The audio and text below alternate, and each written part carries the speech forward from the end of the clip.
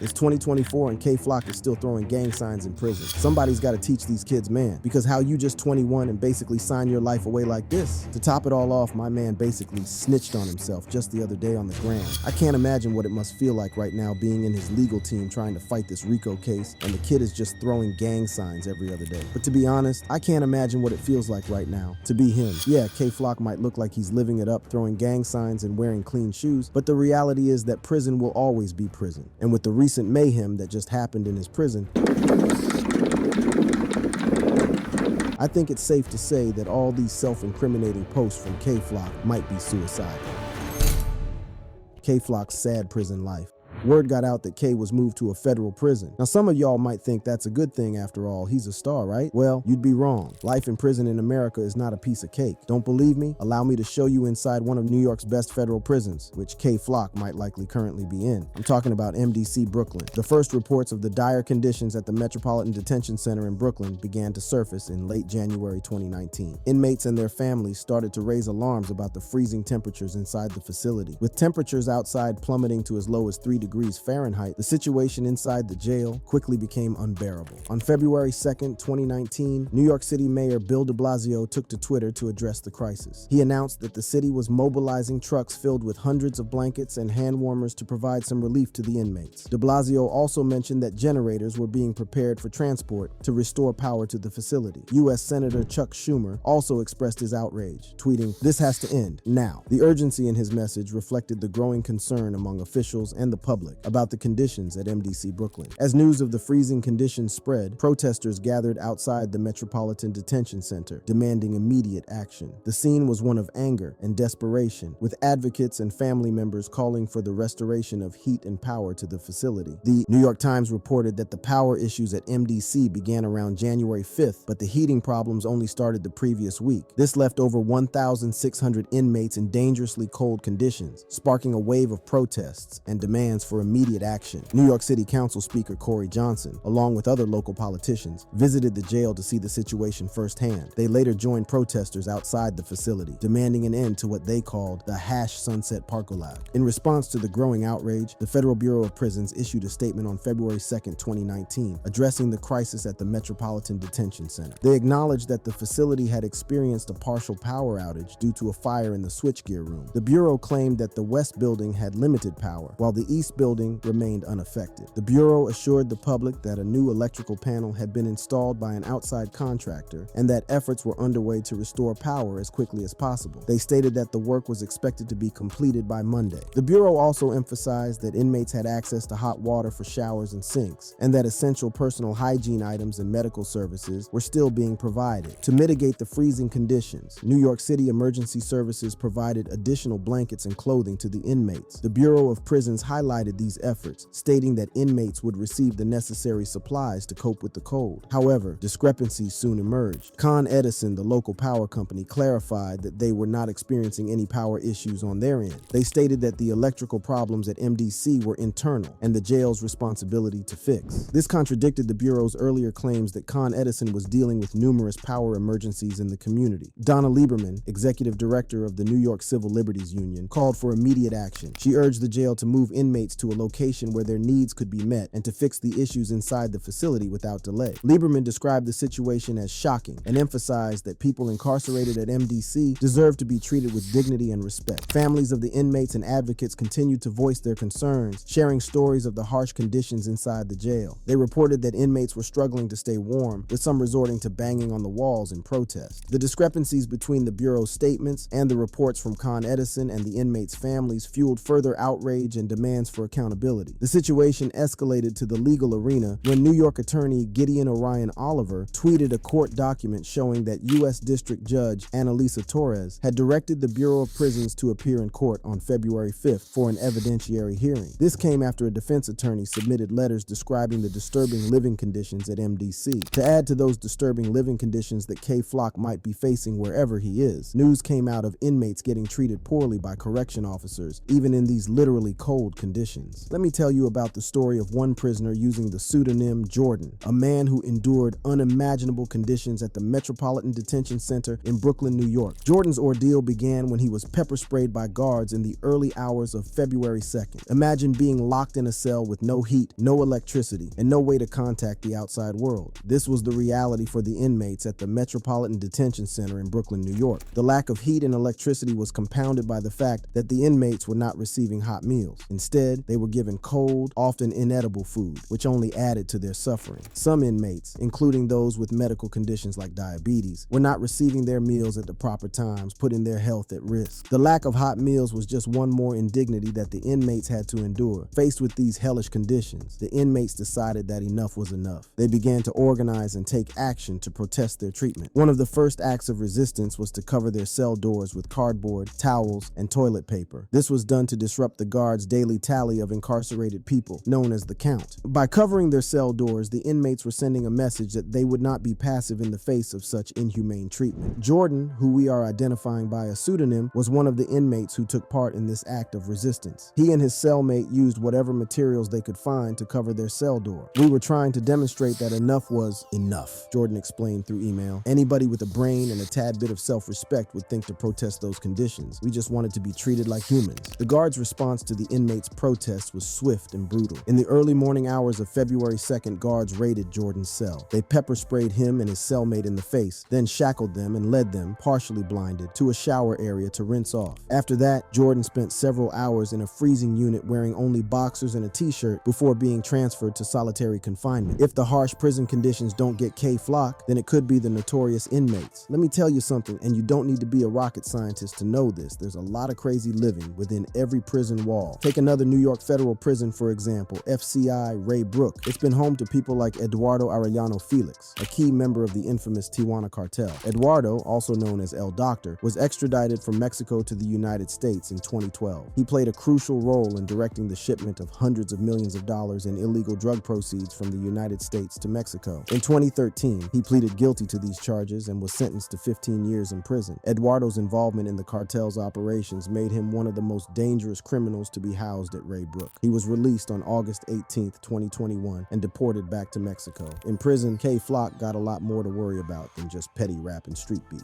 In fact, in the prison where he was just transferred from, he had to watch his back from everybody, even the guards. Scratch that, especially the guards. The indictment of jail guard Lloyd Nicholson in February 25, 2008 further underscores the systemic issues at Rikers Island. Nicholson, a 7-year veteran of the jails, had been using a select group of teenage inmates as enforcers under a regimen he called the Program. This program was reminiscent of the movie A Few Good Men, where inmates were either part of the program or not. Those who didn't abide by the program's rules were deemed misbehaving and faced brutal discipline from their fellow inmates. Sometimes inmates can't even take it anymore. They just kill themselves. Take Abdul Karim, who just like K-Flock had an early life that was full of challenges. Growing up in a difficult environment, he faced numerous obstacles that left deep scars on his mental health and a repeated lifestyle of being caught in the cycle of incarceration. In a desperate act, Abdul Karim attempted suicide while at Rikers. Tragically, Abdul Karim later died from a stabbing, a violent end that underscores the dangers inmates face within the jail. Even big hip-hop stars like Kodak Black have been a victim of bad prison conditions, so you best believe it's no different for K-Flock. Kodak Black's rap sheet is extensive, with charges ranging from drug and weapons possession to armed robbery and sexual assault. His incarceration at the Federal Detention Center in Miami is just the latest chapter in a life filled with controversy and conflict. The rapper's allegations of being drugged and denied medical attention add a new layer of complexity to his story. Kodak Black's allegations took an even darker turn when he described the brutal beatings and torture he endured at the hands of prison guards. He recounted a near-death experience, saying it felt like dogs were tearing at my skin while they were grabbing and beating me. The severity of the beatings was such that he had to be transported to solitary confinement, known as the box, in a wheelchair. For 45 days, Kodak Black languished in solitary confinement without access to commissary or basic hygiene products. He described the experience as mentally and physically excruciating, exacerbated by the stress and the psychotropic medications he was forced to take. What makes it worse is that K-Flock allegedly has several gang affiliations. And if we know anything about prisons, we know that if the cold and the guards and the system don't get him, then his ops in prison will.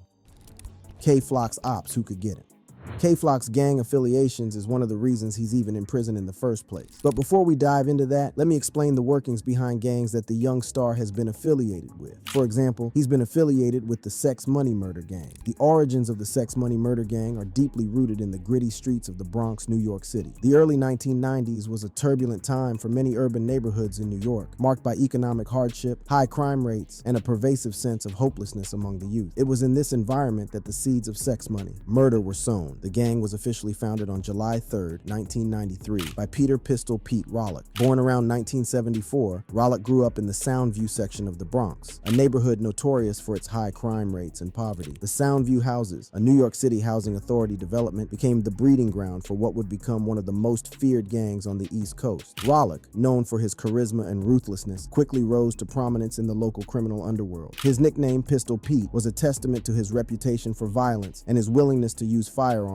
to assert his dominance. Rollick's leadership style was marked by a combination of fear and loyalty, traits that would become hallmarks of the Sex Money Murder Gang. The pursuit of pleasure, wealth, and power through any means necessary. This ruthless approach quickly earned the gang a fearsome reputation, not only in the Bronx, but also in other parts of New York City. The formation of SMM was not an isolated event. It was part of a larger trend of gang activity that was sweeping through New York City during the 1990s. The United Blood Nation, UBN, a coalition of various blood sets, was also emerging during this time. The UBN was founded in Rikers Island, New York City's main jail complex, and quickly spread to the streets. It was within this context that SMM became sanctioned as one of the original UBN sets. Rollick's time in Rikers Island was a pivotal moment for the gang. While incarcerated, he forged alliances with other influential gang leaders, solidifying SMM's position within the UBN. This affiliation provided the gang with a broader network of resources and support, allowing it to expand its operations beyond the Bronx. The gang's early criminal activities included drug trafficking, armed robbery, and murder. These activities were not just means of generating income, they were also tools for establishing and maintaining control over their territory. And this is important because it's directly related to the claims of the RICO case that was served to K-Flock and got him potential life imprisonment. But maybe the kid had a chance if he was affiliated to just one gang. Nope, he's affiliated to several gangs like Sevside. Historically, Sevside gangbangers have been in alliance with crews from Mount Vernon and Hilltop, forming a formidable coalition known as the Hilltop Young Bosses, or HTYBs. As early as 2010, HTYBs were seen mobbing through the streets of the Bronx, claiming Sevside or Hilltop as their territory. Home movies from this era still circulate online, showing members running their block, hating on their ops, and declaring their intention to kill any rivals from the 800s, YGZ, or otherwise. The HTYBs were among the first to embrace the drill music scene, evident in the success of artists like K-Flock. You see, K-Flock's early life in Sevside made him who he is today. Good and bad, music and crime, friends and ops. K-Flock, born Kevin Perez, grew up in the tough streets of Sevside, specifically around East 187th Street in Belmont, Bronx. From a young age, he was exposed to the harsh realities of street life, where gang affiliations were a part of everyday existence. The allure of the gang lifestyle, with its promise of respect and protection, was hard to resist for many young men in the neighborhood, and K-Flock was no exception. K-Flock's early life was marked by his close relationships with two other Sevside natives, Dougie B and B Lovey. The trio grew up together, navigating the dangerous streets of the Bronx and forming a tight-knit bond. Their shared experiences and struggles forged a deep sense of loyalty and camaraderie among them, which would later play a crucial role in their musical journey. Dougie B and B Lovey were not just friends, they were brothers in arms, standing by each other through thick and thin. Their involvement with the Sevside gang was a natural progression, given the environment they were raised in. The gang provided a sense of belonging and identity, something that was often missing in their lives. Together, they navigated the treacherous landscape of Bronx gang politics, learning the ropes and earning their stripes. It was B Lovey who first ventured into the world of music. Inspired by Chicago drill rapper turned convicted murderer Rondo No. 9, B Lovey saw music as a way to express his experiences and frustrations. His initial foray into rapping sparked an interest in Dougie B and K-Flock, who soon found themselves in front of the microphone, encouraged by their friends' passion and determination. The trio's early attempts at music were raw and unpolished, but they quickly realized the potential it held. Their lyrics, filled with vivid depictions of street life and gang culture, resonated with many in their community. Little did they know that they were on the verge of pioneering one of the most significant musical movements to come out of the Bronx since the 1970s. Despite their burgeoning musical careers, the streets of Sevside were never far behind. The world of Bronx gangs is fraught with internal conflicts and rivalries, and the Sevside gang is no exception. One of the most notable incidents that exemplifies the internal strife within the Sevside gang is the chain-snatching incident involving Dougie B and PNVJ.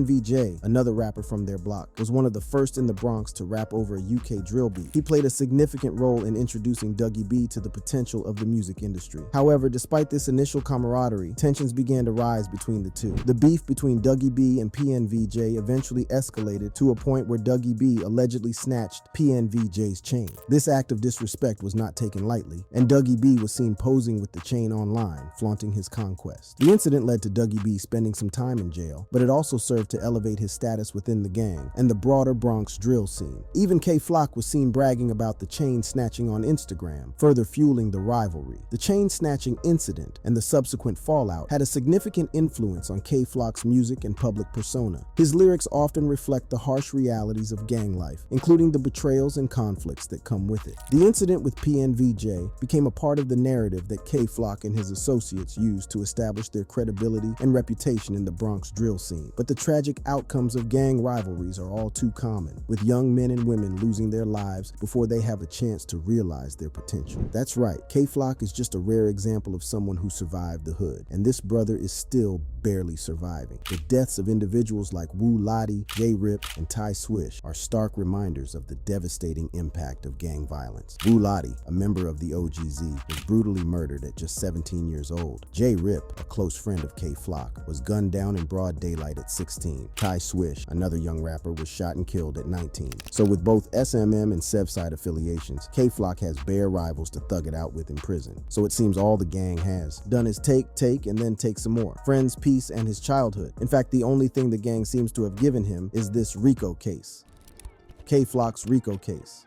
On December 16, 2021, K-Flock was arrested in connection with the murder of Oscar Hernandez, who was shot to death in broad daylight in the Hamilton Heights section of Upper Manhattan. This shocking event marked the beginning of a series of legal troubles for the young rapper. On February 23, 2023, U.S. Attorney Damian Williams and NYPD Commissioner Keechant L. Sewell announced the unsealing of an indictment charging K-Flock and several other members of the Sevside and Third Side gangs with a range of serious crimes. These charges included racketeering, conspiracy, murder in aid of racketeering, and the use of firearms resulting in death. To understand the gravity of K-Flock's situation, we need to delve into the RICO Act, a powerful legal tool used to combat organized crime. The Racketeer Influenced and Corrupt Organizations Act, commonly known as RICO, was enacted in 1970 to target the mafia and other criminal enterprises. This federal law allows prosecutors to charge individuals or groups involved in a pattern of racketeering activity, which includes a wide range of criminal acts such as murder, kidnapping, drug trafficking, and more. Under the RICO Act, prosecutors must prove that the defendants engaged in at least 2 acts of racketeering activity within a 10-year period, and that these acts were part of an ongoing criminal enterprise. This law is significant because it allows for harsher penalties and the ability to seize assets obtained through illegal activities. In the case of K-Flock, U.S. Attorney Damian Williams and his team have charged him and several other members of the Sevside and Third Side gangs with racketeering conspiracy. According to the indictment, these gangs operated as criminal enterprises, engaging in a series of violent acts to maintain control over their territories in the Bronx and Manhattan. The charges against K-Flock are extensive and include some of the most serious offenses under the RICO Act. He is accused of the gang-related murder of Oscar Hernandez on December 16, 2021. Additionally, he faces charges of attempted murder and assault with a dangerous weapon in connection with multiple shootings in the Bronx between June 2020 and February 2022. Prosecutors allege that K-Flock, along with his co-defendants Devin Mason, Irvin Beeman, Nicholas Johnson, Isaiah Rosen, and Michael Gant and others, were key members of the Sevside and Third Side gang. These gangs are said to have terrorized their neighborhoods through indiscriminate shootings and other violent acts, often targeting rival gang members. The indictment also highlights how members of Sevside and Third Side promoted their gang affiliations and acts of violence through social media and music. K-Flock's lyrics and online presence often reference real-life events and conflicts, which prosecutors argue furthered the criminal objectives of the gangs. If convicted, K-Flock faces severe penalties, including mandatory life in prison for the murder charge. The other defendants also face lengthy prison sentences, with some facing a mandatory minimum of 20 years. And to be honest, all of this unraveling was the fault of K-Flock when killed one of his ops, Oscar Hernandez, on camera. December 16, 2021 started like any other day in the bustling Sugar Hill area of the Bronx. But by the end of the day, the community would be rocked by a tragic event that would leave a lasting impact. Oscar Hernandez, known in the Bronx as O.Y. Waka, was inside inside a local barbershop. The 16-year-old was a familiar face in the neighborhood, and like many young men in the area, he was navigating the complexities of life in a community plagued by gang activity and violence. At the same time, Kay Flock, whose real name is Kevin Perez, was walking through the Sugar Hill area.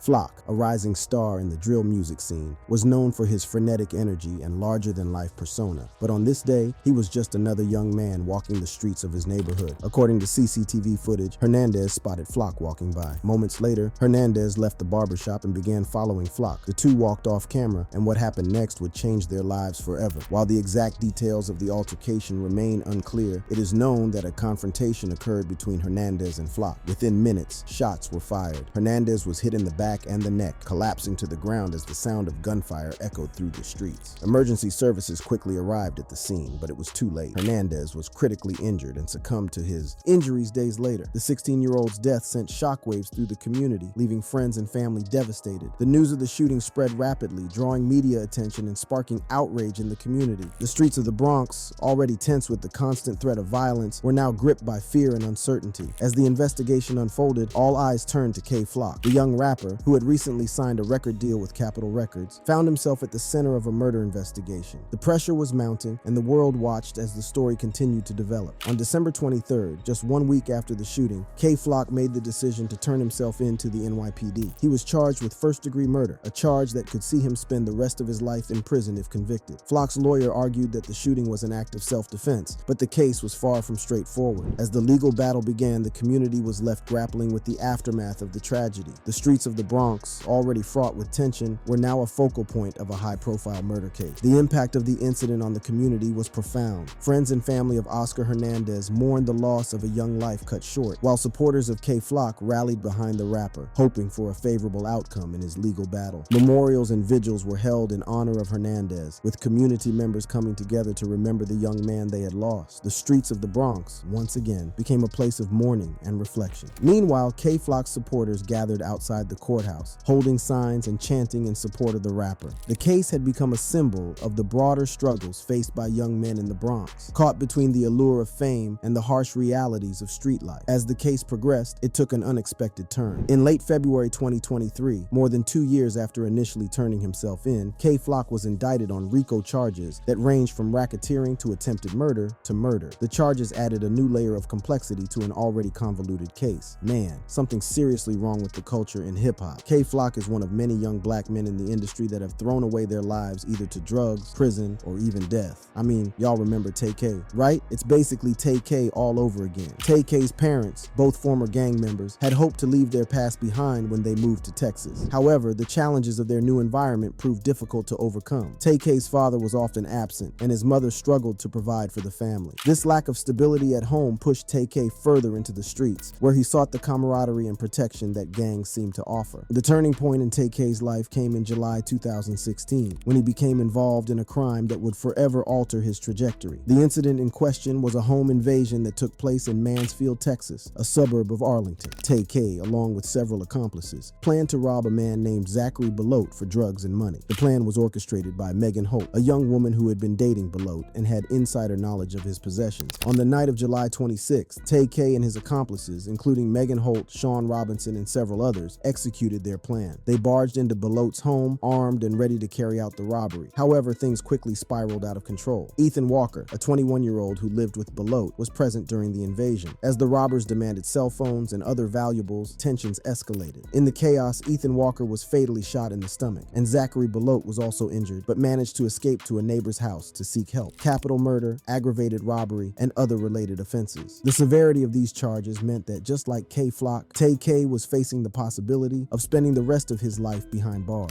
But Tay K was not even as reasonable as Kay Flock, who turned himself in. While on house arrest, Tay K's frustration and defiance grew. He took to social media to express his disdain for the situation, tweeting, "This house arrest shit, 12, they gon' have two catch me on hood." This tweet would later become infamous, symbolizing Tay K's rebellious attitude and his unwillingness to comply with the law. In March 2017, Tay K made a bold and reckless decision. He cut off his ankle monitor and fled, becoming a fugitive on the run. For the next 3 months, Tay K evaded authorities, traveling across the country and continuing to release music. His notoriety grew, and so did his fan base. The release of The Race in June 2017 only added to his infamy. The song, which which seemed to reflect his life on the run, quickly went viral, amassing millions of views on YouTube and earning Tay-K a platinum certification. The public was captivated by the story of a young rapper on the run from the law, and Tay-K's fame skyrocketed. However, the law eventually caught up with him. On June 30th, 2017, the same day the race was released, Tay-K was apprehended in Elizabeth, New Jersey. He was extradited back to Texas to face the charges against him. The arrest marked the end of his brief stint as a fugitive and the beginning of a highly publicized legal battle. As the trial approached, the media frenzy intensified. Tay-K's lyrics were scrutinized, and the race was used as evidence against him. The song, which had brought him fame, now served as a damning piece of evidence that painted a picture of a young man who glorified violence and showed no remorse for his actions. The courtroom became a battleground where Tay-K's fate would be decided. In July 2019, after a week-long trial, Tay-K was found guilty of murder and sentenced to 55 years in prison. He was also ordered to pay a fine of $10,000.